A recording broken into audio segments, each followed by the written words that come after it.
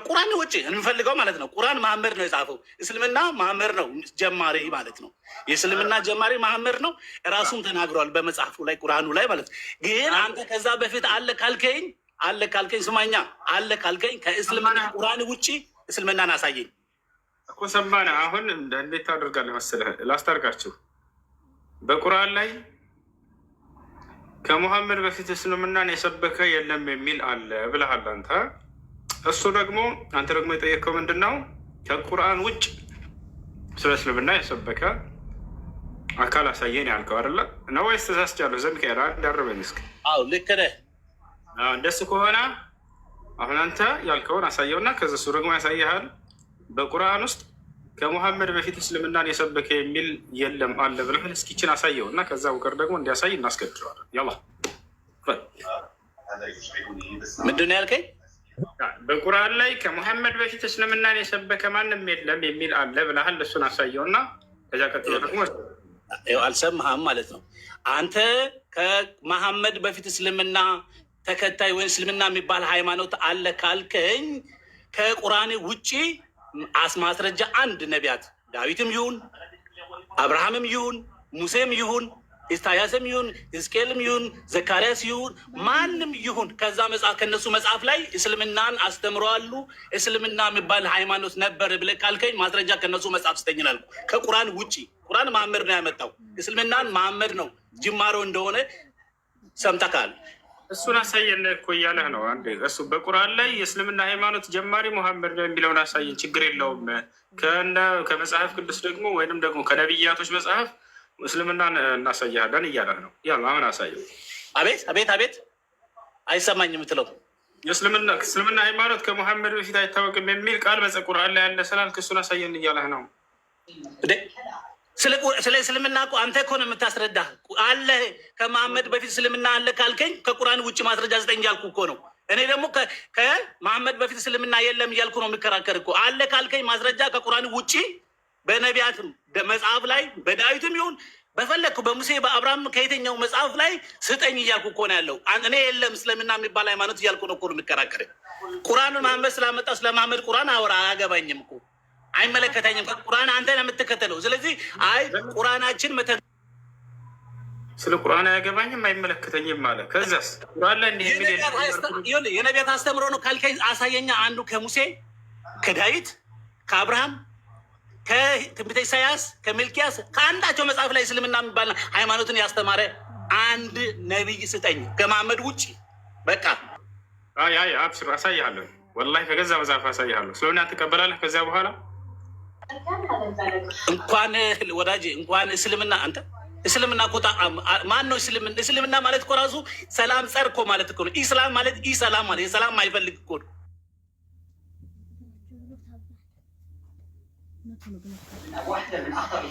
ይህን እየነገርኩ ይህን ፍች ከየት ነው ያገኘው? ኢስላም ማለት ኢሰላም ማለት ነው። ፍች ከየት ነው ያገኘው?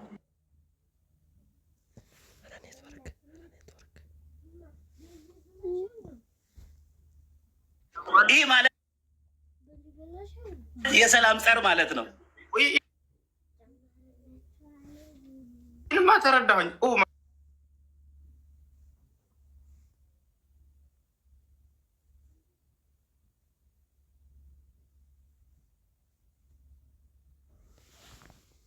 አስተምሯል ስላልከኝ እስልምናን እስቲ በመጽሐፍት በዳዊት በሙሴ በአብርሃም ስጠኝ ከእነሱ መጽሐፍ ስጠኝ። በገዛ መጽሐፍ ላይ ባሳየህ ሙስሊሞች ስጠኝ። አይ ወደ አያስፈልገው ስጠኝ፣ ክፈትና ስጠኝ። አያስፈልገውም ወሬ ባሳየህ ትሰልማለህ። አትፍራ። ሎቱ ስብዓት አሁን ይሄ ይኸውልህ እኔ ሳይሆን ከታች ያሉ ኦዲየንሱ ይማርበታል። ማስረጃ ክፈት። ማስረጃ ለእኔ ተው። እኔ ከአንተ በላይ አውቃለሁ ስለ መጽሐፍ። ግን ክፈትና አሳየኝ። ክፈትና አሳየኝ እኮ ተስማማን እኮ ላሳየህ ነው። ግን 80 መጽሐፍ ቅዱስ አለን። አንዱ ላይ ስለ እስልምና እስልምና የሚባል ሃይማኖትን የተከተለ ያስተማረ ካለ አምጣና አንዳቸውን ግለጥልኝ። ዝም ብለን ወሬ አናውራ፣ ጊዜ አናባክን። አምጣና ስድብ እኮ ነው።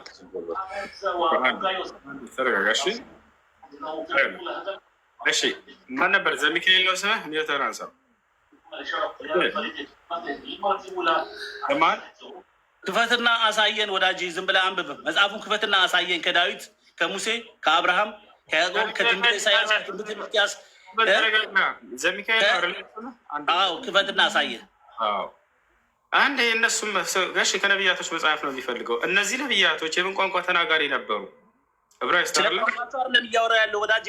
አሁን እስልምና ሰብኳሉ እያልከኝ ስለሆነ ስለ እስልምና ከመሐመድ በፊት የሰበከ አንድ ነቢይ ስጠኝ ነው እያልኩ ያለው። ቆይ እንዴ እነዚህ ነቢያቶችን ጠራህ አይደለ? መጽሐፋቸው በምን ቋንቋ ነበር የተጻፈው እያልኩህ ነው። ማወቅ አለብን እኮ ያንን። በምን ቋንቋ ነበር የተጻፈው? በአማርኛ። ቋንቋቸው አይደለም አሁን እያወራ ያለን፣ ስለ ቋንቋቸው አይደለም፣ ስለ እስልምና ሃይማኖት። በምን ቋንቋ ነው የምንግባባው? ታዲያ ከእንዲህ አይነት ደናቁርት ጋር ከይቅርታ ጋር ኢየሱስን ተከትዬ ነው ደንቆሮ እያልኩ የምሰድባቸው። መጽሐፍ ቅዱስ ላይ ኢየሱስ ሲያስተምር እናንተ ደንቆሮች ይላቸው ነበር። አንዴ አዳም አንዴ እነዚህ ነቢያቶች የጠቀስካቸው አሁን የምን ቋንቋ ተናጋሪ ነበሩ? መጽሐፋቸው በምን ቋንቋ ነው የተጻፈው? ወደ መጽሐፋቸው እንደሄደልህ ዘንድ ማለት ነው። በአማርኛ ነበር ሲያስተምሩ የነበረው ወይንስ በዕብራይስጥ ነበር? ንገረኝ። ወዳጅ ሰማኛ። እኛ እንደ ቁርአን በአረበኛ ቁርአን ከአረበኛ ውጭ ያለው ቁርአን ኮፒ ቁርአን ላይ ምን አስኬደህ? የምን ቋንቋ ተናጋሪ ነበሩ እነዚህ ነቢያቶች? ለእውቀት ነው አይደለ? ለመማማር ነው አይደለ? ኦዲየንስ እያልክ ቅድም ስትናገር ነበር። ቢያንስ ለእነሱ ክብር አዳምጠኛ። ጠየቀኝ አይደለ? ልመልስልህ። ጠየቀኝ ልመልስልህ። ጠየቀኝ ልመልስልህ። አዳምጠኝ። ጠየቀኝ ልመልስልህ። እኛ እንደ ኢትዮጵያውያን የምንማረው የምንናገረው ቋንቋ ግዕዝና አማርኛ መጽሐፍ ቅዱስ አለን። ሌሎች ሀገራት በየቋንቋቸው ይማሩበታል። እኛ ደግሞ እንደ ኢትዮጵያውያን የምንማርበት ግዕዝና አማርኛ መጽሐፍ ቅዱስ አለ። ደግሞ እየጠየኩ ያለሁት ስለ ነቢያቶቹ ነው። ገብቶሃል አይደለ? ሌላው ስለሌላ ሀገርና ኢትዮጵያ አይደለም። ስለሚጨርስ አሁን የጠቀስካቸው ነቢያቶች ያስተምሩ ጊዜ በምን ቋንቋ ነበር ያስተማሩት እና መጽሐፋቸው የተጻፈው? ግልጽ ጥያቄ ነው። ወደዛ በኋላ አብዛኞች ነቢያት ከነ ሙሴ ጀምሮ ብትል በብዛት አይሁዳውያን፣ ሮማውያን ስለሆኑ እኔ እየነገርኩ ያለው አንተ በግሪክ ልትሄድ ነው፣ በዕብራይስጥም ልትሄድ ነው። እኛ ግን የተቀበልኛ የኢትዮጵያውያን የምንማርበት የእኛ መጽሐፍ ቅዱሳችን፣ ሌሎቹም የእኛ መጽሐፍ ቅዱሳችን ነው። ግን እንደኛ ሀገር ቋንቋችን እኛ የምንማረው በአማርኛና በግዕዝ አማርኛና እነሱ በምንም ቋንቋ አሉ። ግን በምንም ቋንቋ ቢሆን ለእኛ የተተረጎመልን ቋንቋችን ኢትዮጵያዊ ቋንቋችን ስላለ ከዛ ውስጥ እስልምና ሃይማኖትን የሰበኩ ነብይ ይሄው እስልምና እንዲህ ብሎ ሰበከ፣ ይሄው ማስረጃ እስላም የሚባል ሃይማኖት ነበረ ብለህ አንተ እስላም የሚባል ሃይማኖት ነበረ ስላልኩ ነው። ይሄንን ማስረጃ ከቁርአን ሳይሆን ከመጽሐፍ ቅዱሳችንን አሳየን። ከነቢያት አንድ ነቢይ ይለውን አይደለም። ተመልከት፣ ነቢይ ብሎ ከጠቀሰ በኋላ ግን የነቢያቶችን አስተምህሮ አይፈልግም። ታዲያ ምንድን ነው የኢትዮጵያ ላይ የተተረጎመልኝ? ወዳጄ እየጠየኩ ያለው ገባህ አልገባክም? ግልጽ አልሆነልህም? እኔ እያልኩ ያለው ይኸውልህ ነቢያት ሃይማኖት ነው እስልምና እያልክ ነው። ስለዚህ የተኛው ነቢይ ነው ከመሐመድ ውጭ ያለው የነበሩ ነቢያት የተኞች ነቢያት ናቸው እስልምና ነው የሰበኩ? ከመሐመድ በፊትም ነው ከተከታዮች ሐዋርያት ነበሩ። መሐመድ ከ610 ዓመት በኋላ ነው የመጣው። ኢየሱስ ክርስቶስ ኢብን ካረገ በኋላ እነዚህ ነቢያቶች ያስተማሩበትን መጽሐፍ ማግኘት አለብን ወይንስ የለብን? ምስኪን ነው እንደ ንጹህ አይምሮ ረጋ ብለህ ማለት ነው። ገብቶሃል አይደል? እየነገርኩህ እኮ ነው። አንተ ሚዩት አታርጋ። እየነገርኩህ እኮ ነው። አንተ ነቢያት አስተማሩ ካልከኝ ከነቢያቱ በኋላ ግን ኢየሱስ ክርስቶስ በአካል ምንም ማድረግ አይቻልም። እንዴት ታግሰን ምናምን ለማሳወቅ ቢያንስ ነቢያቶች ብሎ ጠራቸው አይደለ? በጣም ጥሩ። እነዚያ ነቢያቶች ያስተማሩበት አስተምህሮ መጽሐፉ ምንድን ነበር? ገብታችኋል አይደለ? ቀጥታ ቋንቋቸው ዕብራይስጥ እንደሆነ ያውቃል። ገብታችኋል አይደል? ምን አለ? ዕብራይስጥ አልፈልግም ግን አለ። አልፈልግም ዕብራይስጥ የተጻፈበትን። ታዲያ ምንድን ነው የሚፈልገው? የኢትዮጵያ ቄሶች የተረጎሙለትን እና ያጭበረበሩትን የሸወሩትን የራሱን የገዛ መጽሐፍ ነው የሚፈልገው። አዎ የሸወራቸውን እኔ ማስረጃ ላይ ነው የምናገረው።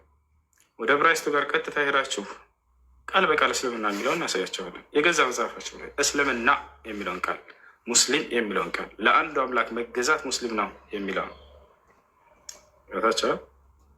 እንግዲህ ለመረዳትና ለማወቅ ብላችሁ ጠይቁ።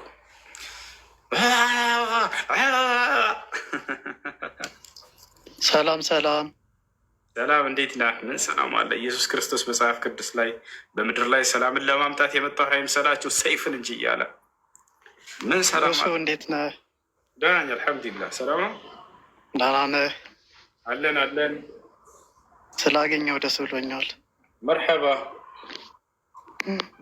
የሙስሊሞች ኮከብ ነህ። ብዙ ጊዜ ሙስሊሞች ያነሱሃል በክርክር ሰዓት። እሺ፣ ጥያቄ አለ ወገናችን? አዎ፣ ያው ርዕሳችሁ ላይ አይደለም ግን እኔ ያው ሁለቱንም እያነጻጸርኩኝ እየሰማሁ እዛም እሰማለሁ እና ግን በእስልምና ሁለት ጥያቄዎች አሉኝ። ምናልባት ፈቃድ ከሆነ ብትቀበልኝ። እሺ፣ ጥያቄ የሰው ልጅ በዚህ ምድር ላይ አንድ የሚናፍቀው ነገር አለ። ሙስሊሙም ክርስቲያኑም። ሙስሊሙም አላህን የሚያመልከው የአላህን ፍቃዶች የተጻፉለትን የሚተገብረው ገነትን ለመውረስ ነው። ክርስቲያኖችም ሁሉን ክርስቶስ ያስተማረንን የምንተገብረው ገነትን ለመውረስ ነው። ስለዚህ ምንም ዓላማ የለንም። በምድር ስልጣን ለመያዝ አይደለም። ዋናው የሰማይን መንግስት መውረስ ነው። ግን በሙስሊሞች ከሁለት ጥያቄዎች አሉኝ። ከዚያ ደግሞ ቀጥሎ ሁለተኛውን አቀርባለሁ። ገነት በሙስሊሞች ምን ትመስላለች? እስቲ አስረዳኝ። እሱ በጣም ጥሩ። ገነት ለሙስሊሞች አጭር በሆነች ሐዲስ አላህ ስብሐነ ወተዓላ ራሱ የጀነት ባለቤት የሆነው አምላካችን አላህ የተናገረበትን ልግለጽላችሁ።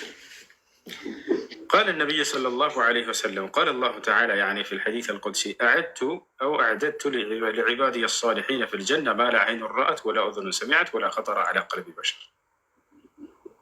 أملاك الله سبحانه وتعالى سل جنة سناكر لملكام باريوتشي በገነት ውስጥ ጸጋን አዘጋጅቼላቸዋለሁኝ። አይን አይታው የማታውቀው ጆሮ ሰምታው የማታውቀው በሰው ልጅ ልብ ላይ ውል ብሎ የማያውቅ ብሎ ተናገረ።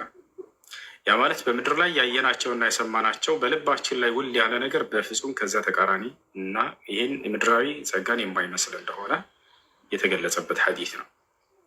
በጀነት ውስጥ ስላለው ጸጋ በተመለከተ ሁለት አይነት ጸጋ ነው። አንደኛ ከአላህ ጋር የምናገኘው ጸጋ እርሱም መንፈሳዊ ሕይወት ይቀጥላል። በዚያ አላህ ስብሐነ ወተዓላን ማየት፣ እርሱ ድምፁን መስማት፣ እርሱ እንደፈለገን ማናገር፣ ልክ እንዲሁ ደግሞ የእርሱን ውዴታ መጎናጸፍ፣ እርሱን እየቀደስንና እያመሰገንን መኖር ለዘላለም። ይሄ ነው ትልቁ ጸጋ። በዚያ ይሄ ይቀጥላል። ሌላኛው ምንድን ነው? በጀነት ውስጥ ሰው ገብቶ የሚያገኘው ህይወት ነው። ይሄ የማይቋረጥ ዘላለማዊ የሆነ ህይወት ይዛቸዋል።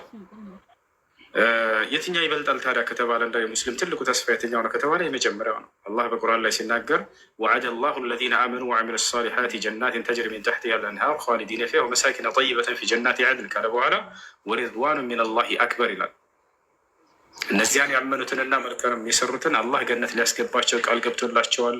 በዚያም ጥሩ ህይወትን ሊሰጣቸው ጋር በኋላ ነገር ግን ከዚህ ሁሉ የአላህ ውዴታ በላጭ ነው በዚያኛው ዓለም ይላል። አየህ፣ ትልቁ ጸጋ በዚያኛው ዓለም የሚገኘው ጸጋ ምንድን ነው? ከአላህ ጋር የምናገኘው ውዴታውን መጎናጸፍ፣ የእርሱን ዘላለማዊ ህይወት ከእርሱ ጋር ድምፁን እየሰማን እርሱን እያየን ይህ የምናገኘው እርሱን እየቀደስን እያመሰገን ነው የምንኖረው ነው። ደዕዋሁም ፊሃ ሱብሓነከ አላሁመ ወተሕየቱሁም ፊሃ ሰላም ወአኺሩ ደዕዋሁም አን አልሐምዱሊላሂ ረቢል ዓለሚን። ያው ምስጋና አለ በገነት ውስጥ አላህን ማመስገን፣ የመጨረሻም ቃላቸው ምስጋና ለአንተ ለዓለማቱ ጌታ ለአላህ ይገባ እያሉ ይኖራሉ እያለ ይናገራል። ሱብሓነከ አላሁመ እያሉ አምላካችን አላህ ሆይ ጥራት ይገባው አንተ እያሉ እርሱን እየቀደሱት እያመሰገኑት ለዘላለም ይኖራሉ። ያ ነው።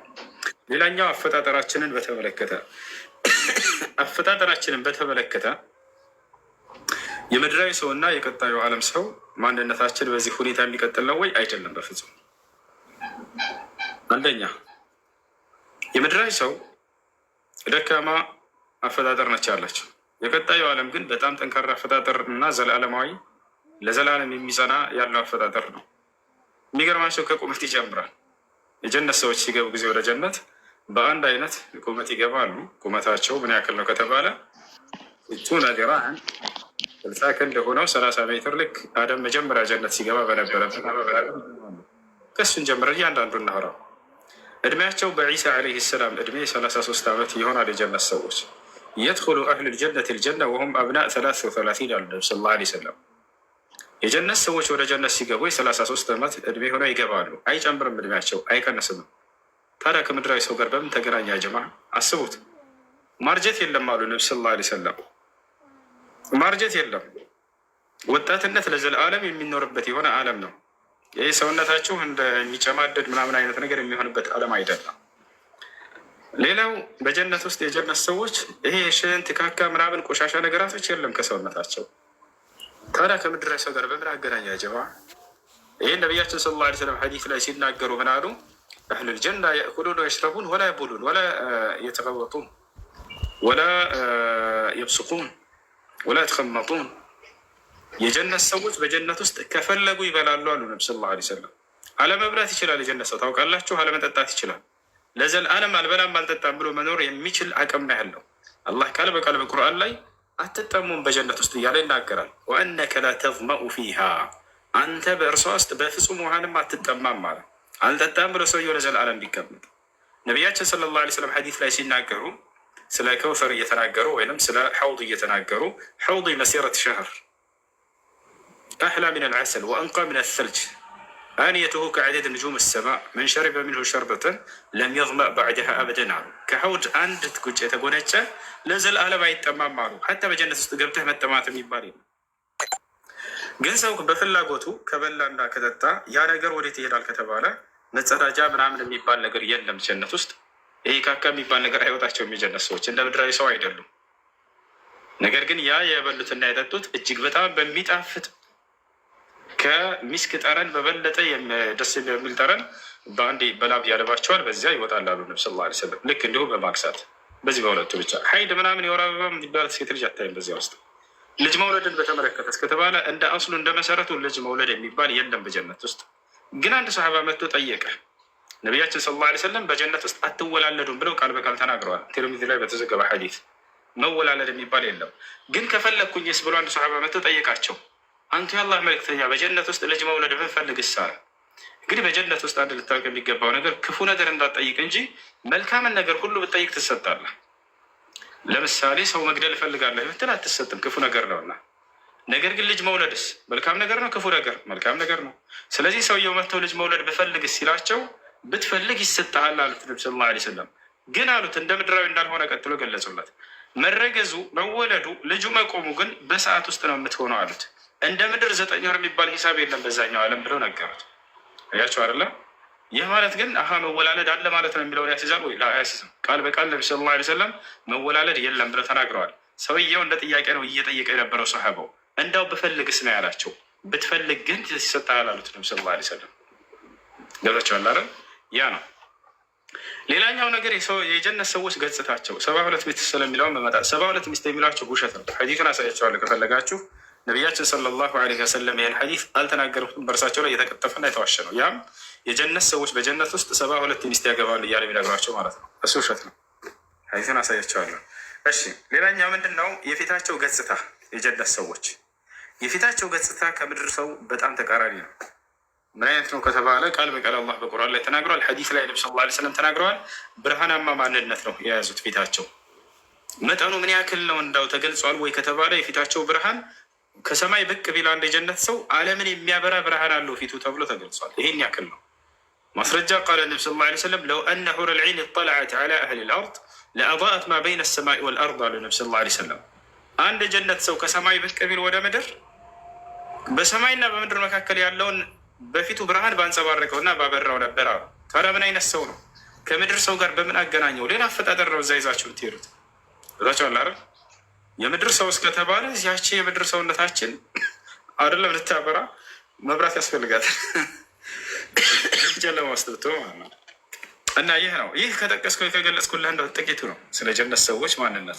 በፍጹም ከምድር አይደለም።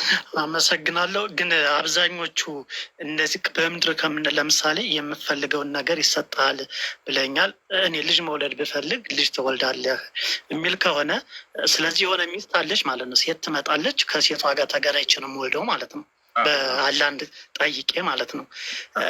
ግን ምን አለ በክርስቲያኖች አሁን በእኛ ገነት እግዚአብሔርን ቅዱስ ቅዱስ እያል የምናመሰግንባት ገነት አላት። አሁን የተናገርካት ገነት እሷ ገነት ናት። የመራ መጠማት የስጋ ፍቃድ የሚፈጸምባት አይደለችም። ለዘላለም የምትመች ናት። ግን የስጋ ፍቃድ የምንፈጽም ከሆነ ከምድራዊ በምን ተለየ? እሺ አስረዳለኝ።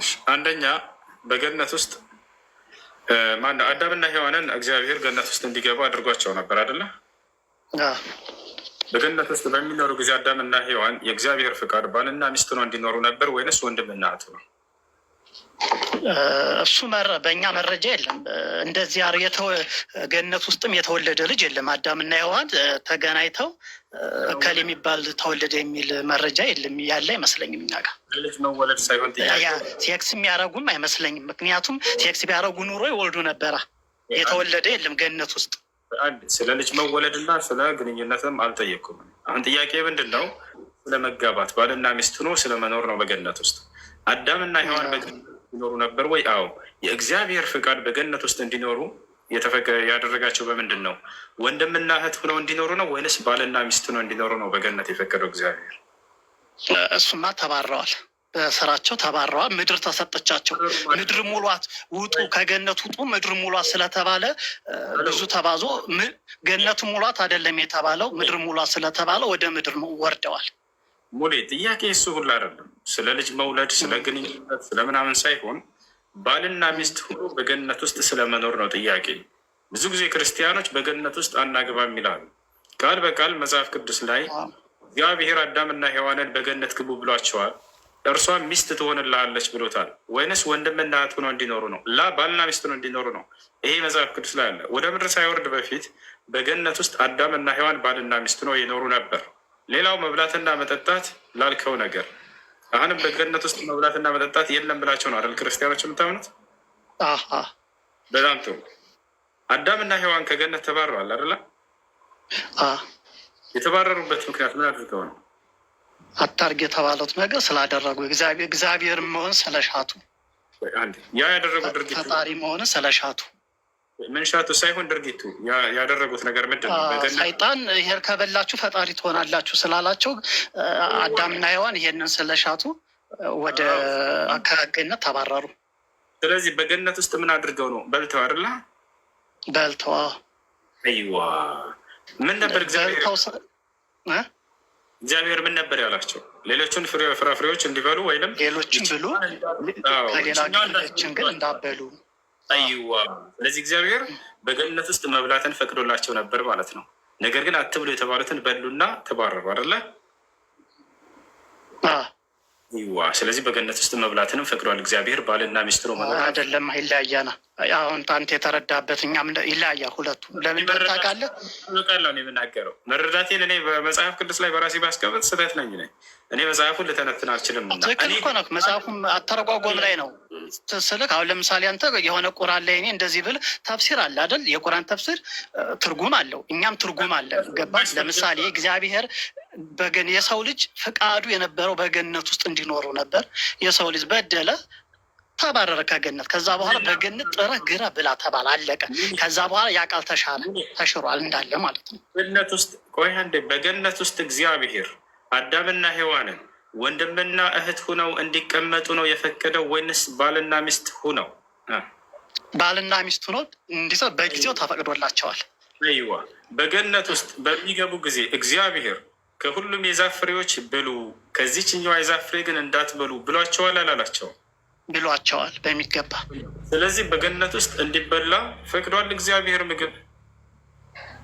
ያሁን ከሞትን በኋላ የምናገኛት ገነትን አይደለም፣ በፊት የተፈጠርንባት አዳምና ሔዋን የተፈጠረባት ገነት ናታ።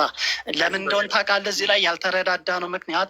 አዳምና ሔዋን በገነት ውስጥ ተፈጠሩ፣ አድርጎ ያልተባሉትን ነገር አደረጉ፣ ከገነት ተባረሩ። ከዛ በኋላ ምድር ስጡ፣ ምድር እናንተ ግዟት፣ ጥረህ ግረህ ብላ፣ ዓለምንም ሙሏት ተብለው ምድርም ሙሏት ተብለው ቃል ኪዳን ተፈጸመላቸው። ከዛ በኋላ ገነት ባዶ ሆነች።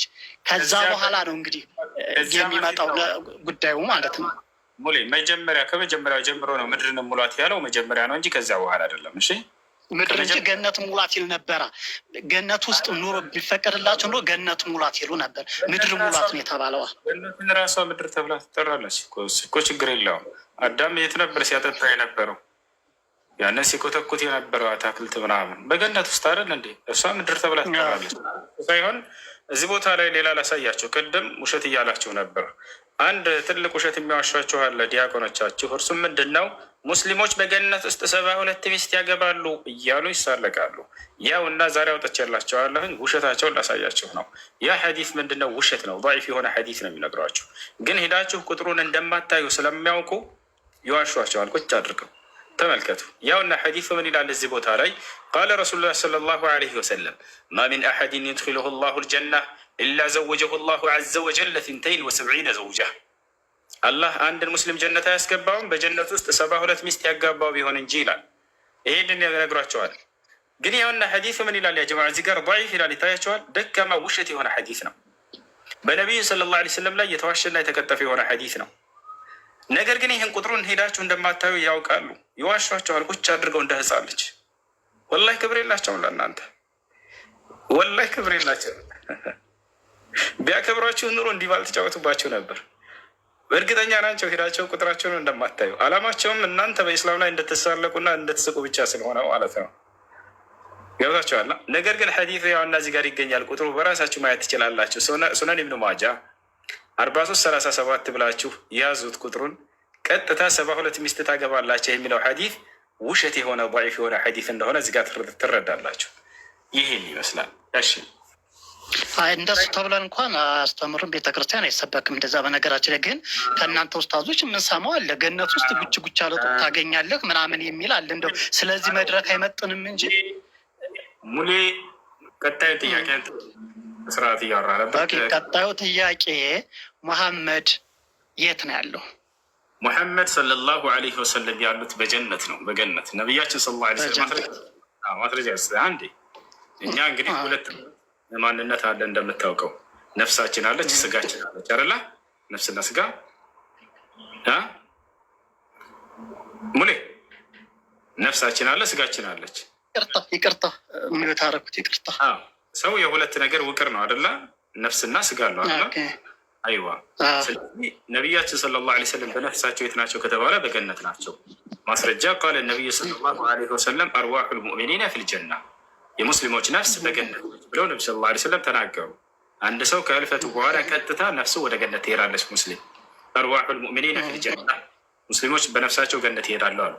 አካላቸው፣ ቦዲያቸው፣ ሰውነታቸው የት ነው ከተባለ ነቢያችን ሰለላሁ ዐለይሂ ወሰለም ቀብር ውስጥ ናቸው። ነገር ግን ያ የሚበሰብስ አካል አይደለም።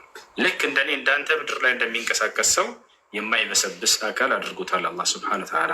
ማስረጃ የእርሳቸውን ብቻ አይደለም። በነገራችን ላይ እንደ እስልምና አስተምህሮ የነብያትን ሰውነት አፈር አይበላው፣ ምድር አይበላው።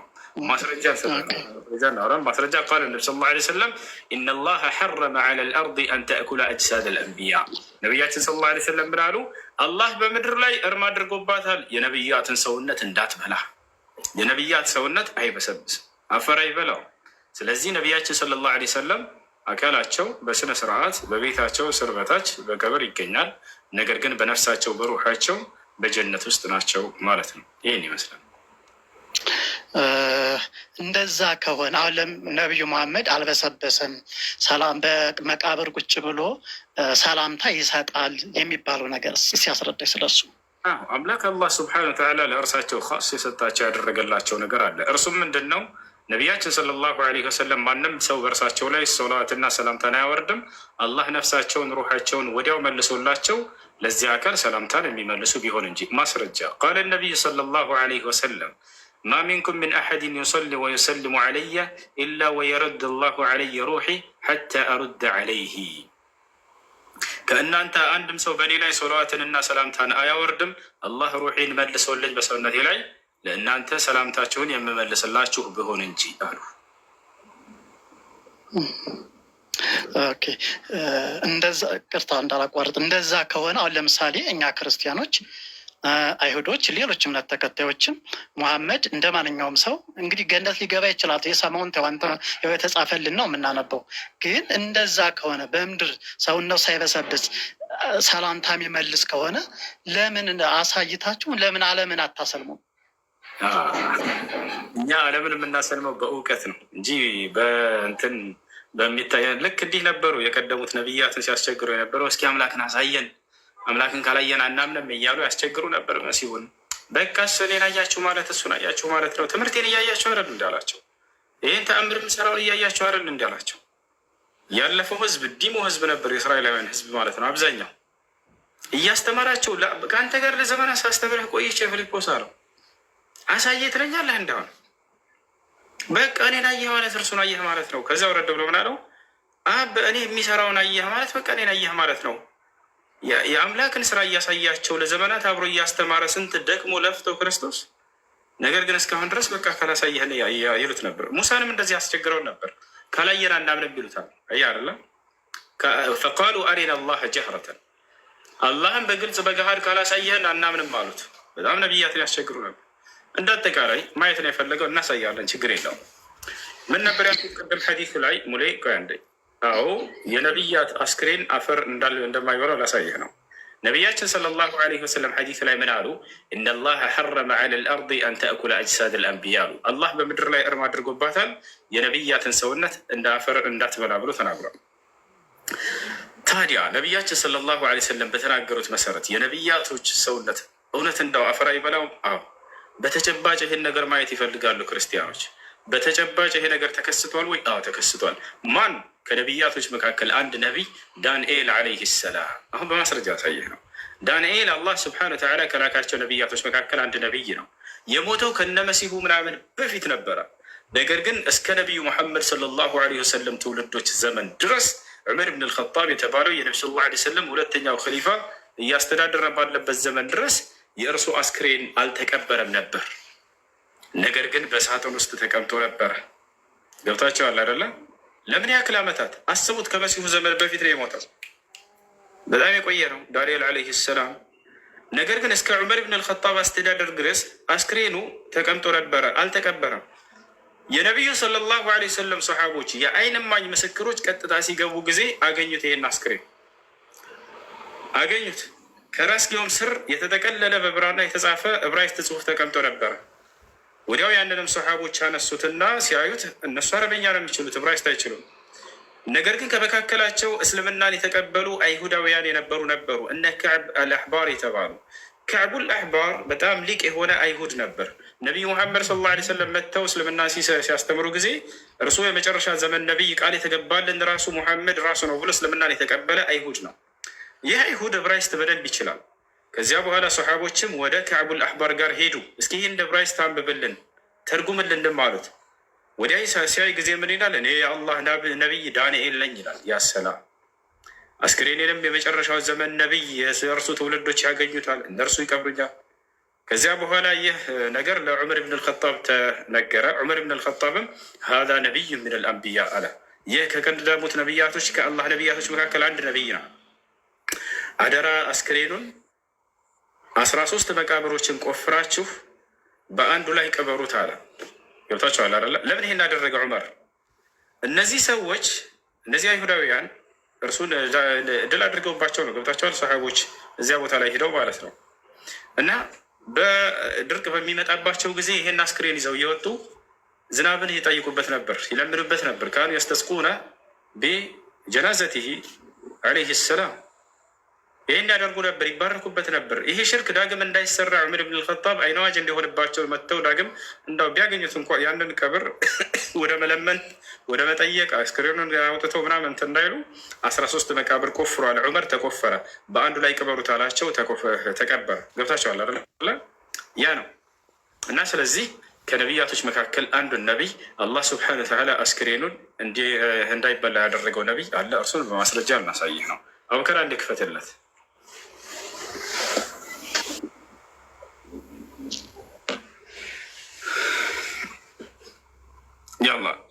ያውና ይሄን ይመስላል።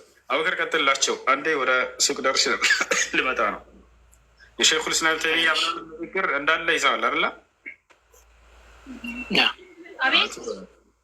ያው እና ከነቢያቶች መካከል አንድ ነቢይ አስክሬኑ ለዘመናት ቆይቶ አፈር ያልበላ ነቢይ ልናሳያቸው ነው በማስረጃ።